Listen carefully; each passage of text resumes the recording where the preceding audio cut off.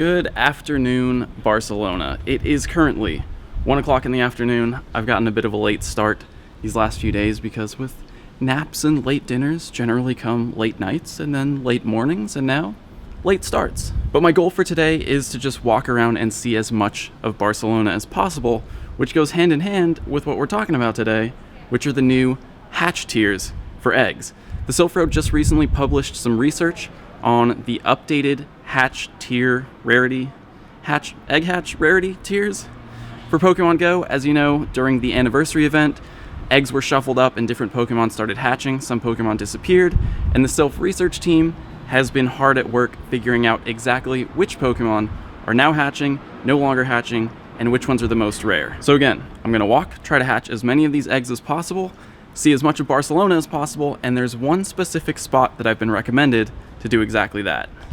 Hold on, before we go anywhere else, there is a wild Crobat right down this way, which is something that I haven't seen in a while. So I'm gonna go grab that. I think it's in the direction of where I'm going anyway. Maybe. But Crobat, let's get it. Yeah. I accidentally Go Plussed it. And it got away.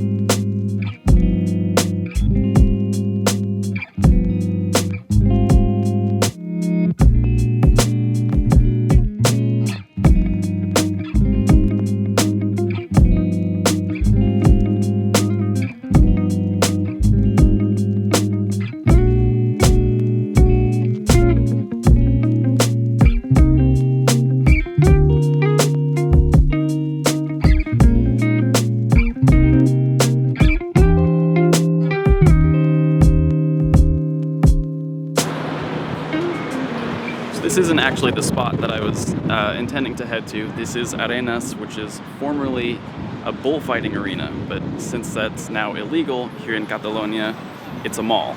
And it does have some good views from up here, but Barcelona pro tip, if you're gonna come up here, don't use the outside elevator because they charge you.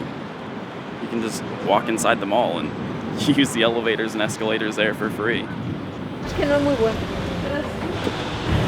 There it is right behind me, and in this park right here, opposite direction of where I'm supposed to be going, but there are 2 Entei raids, so I'm gonna just head over this way, investigate, see if anyone's there. I'm not in a rush to do any more Entei raids. I already have a 96%, and they're gonna be around for a month, but I mean, there's 2 right here. I might as well check them out. It seems like the actual spot of the gym is under construction, but quick shiny check. And it doesn't look like there's anyone around here, but I'll just take a quick peek in the lobby. We do have a lobby count now, which at least shows if anyone's inside the lobby. Unfortunately, it's, no one. Because no one still wants to use their raid pass when there's a 0 showing. It doesn't matter if there's 10 people around, if none of them go in the lobby, it's still gonna say 0. So Niantic, let us enter the lobby without using a raid pass. Please? If there's no one here, chances are no one at the other one, but might as well walk over there and check. And 2Ks are hatching now, so let's take a look at these and then we'll talk about some egg hatch probabilities. I have hatched so many Nidoran. About Diglett. Krabby. Honestly, 2Ks are the most exciting because of the potential shiny Pichu, but other than that, usually disappointment. Just have a quick check inside this Entei raid right here at the library. It's hot today. Oh, network error. Picked the wrong day to not wear a hat or sunglasses, and we have a nice big 0 in the lobby. So, let's talk about eggs. In the shade, maybe. So the Silph Research Group just published their 2nd study on eggs, and if you remember from the first study, the main discovery was that egg hatch probability has nothing to do with the distance of the egg, but rather the individual species of Pokemon. So what that means is there's not necessarily a 5% chance of getting a 10K, a 25% chance of getting a 2K, and the rest is 5K. What it means is every single Pokemon has its own probability, and they belong to different rarity tiers. Of course, if you add up all the probabilities, you can figure out the probability of getting each type of egg, but the game chooses which Pokemon first, and the egg type or egg distance is sort of an afterthought. So according to the research, the following 9 species of Pokemon no longer hatch from eggs: Bulbasaur, Charmander, Squirtle, Staryu, Ekans, Goldeen, Magnemite, Vulpix, and Yanma.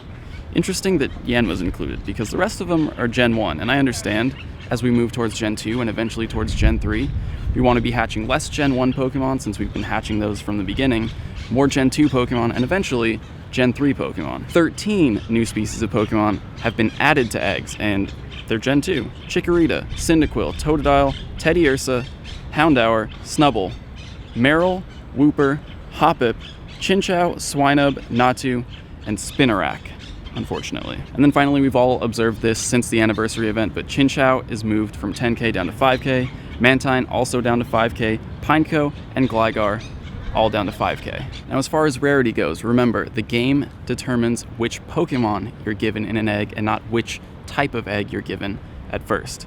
So the common tier is a 3.1% chance.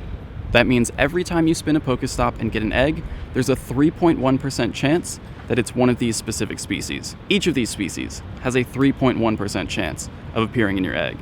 And I just hatched 2 of them, Nidoran and Krabby. So both Nidoran, Poliwag, Geodude, Ponyta, Krabby, Phanpy, and luckily, Pichu. Since we are looking for that shiny Pichu, it is a very common hatch right now. In the uncommon tier, you have a 1.6% chance of getting any one of these Pokemon. I'm not going to read them all, but some notable ones are Porygon, Dratini, Mareep is now uncommon, Tyrogue, Larvitar. That's another big one. So Larvitar has been hatching a lot, Mareep has been hatching a lot. I've definitely noticed that increase since they have both been moved down to the uncommon tier. And again, chances are that Niantic is making these formerly rare Pokemon a little bit easier to hatch in preparation for Gen 3's launch within the next couple of months. In the rare tier, we have Chansey, Gen 3 starters, Teddiursa, Houndour, some Pokemon that weren't hatching from eggs initially, but now are appearing in eggs. Those, by the way, have a 0.8% chance of appearing in your egg. The super rare tier, which is, again, half as rare, 0.4% chance of hatching from your egg. Lapras, Aerodactyl, Snorlax, Lickitung, another rare one for a lot of people. And then in the hyper rare tier, the rarest tier of eggs, a 0.2% chance of hatching any one of these Pokemon from an egg. You have Wobbuffet, Dunsparce, Shuckle, and sorry reversal, Girafarig. All Gen 2 Pokemon and all not necessarily even that rare. I've had nests of Wobbuffet, Girafarig, and Dunsparce in Long Beach. Not sure if Shuckle appears in nests, but the rest of them are pretty easy to find. So with these egg changes, it's pretty clear that Niantic is trying to make some Gen 2 Pokemon a little bit more accessible so that we can get prepared and hatch them, at least have them in our Pokedex before Gen 3 drops. Again, who knows when that's going to be. It's probably going to be a few months at least until we see Gen 3. But again, with Gen 3's launch, we should see something similar like Gen 2, where Gen 3 starters and certain Pokemon might not hatch initially from eggs, but then as we go on after a couple months, Niantic will change things up, and we'll see some of those Gen 3 Pokemon move into eggs. We'll see some Gen 1 and Gen 2 Pokemon move out of eggs as we get closer to Gen 4, which don't even get me started on Gen 4. Now, I have more eggs to hatch, so let's keep walking. This street right here, for some reason, just has a ton of water biome spawn points. So right here between Plaza España and the museum, there's just a ton of Magikarp. Look, even a Dratini right there. This is where, if you remember from the video a couple days ago, the first Entei video, someone caught a shiny Magikarp here. So let me just check all these. Nope. Prioritize the Dratini, let the Go Plus grab the rest.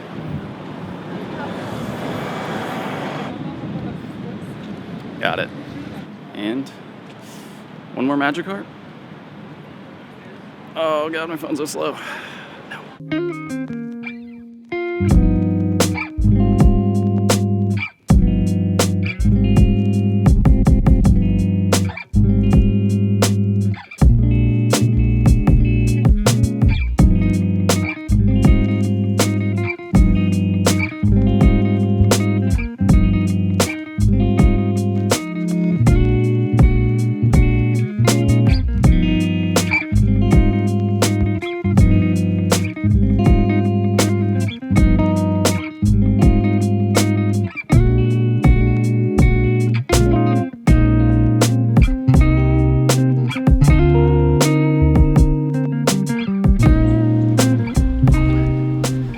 It's getting steep.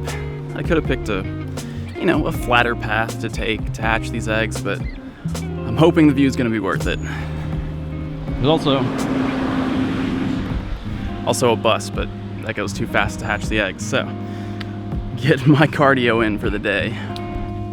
We're definitely getting somewhere now. There's also a gondola, which might actually move slow enough to hatch eggs, but I'm already up here. Maybe on the way down. Endless stairs.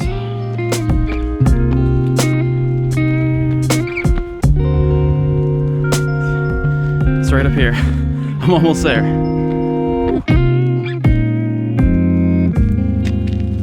Put a lucky egg on because there are a lot of new Pokestops up here. A lot of new Pokestops. And real quickly, before we head over and take a look at the view, my 5K's hatched. Didn't tell me. I didn't get to see the animations, but here they are. Eevee, Phanpy, which is not loading for some reason, Ponyta, Swinub, one of those new hatches since the anniversary event, and Drowsy.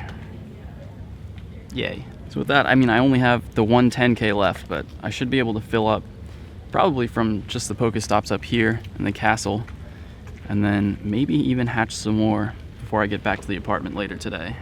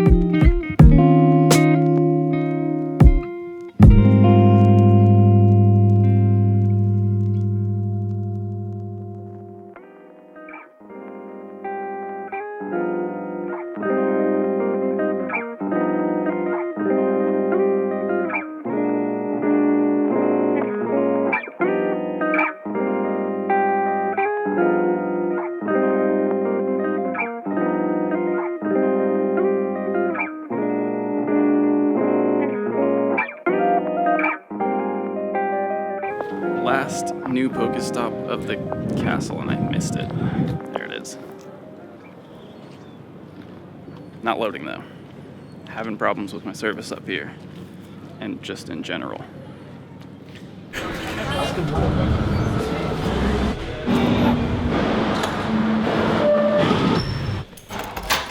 Alright, made it home. The 10K is not gonna hatch today. It's got about 2 kilometers left on it. I ran out of data on my data plan, so I've been dealing with really slow speeds. Pokemon GO wouldn't stay connected. So I missed out on a lot of distance today, but we'll hatch that one later on. Be sure to check out the links in the description for the Silph Road study with all the information that they published. It has the charts of all the egg hatch distances if you want to have that handy for any reason. And I just want to say thank you to all of you for making it possible for me to explore this city the way I did today and the way I'll do tomorrow. I hope you guys enjoyed it. I'll see you then.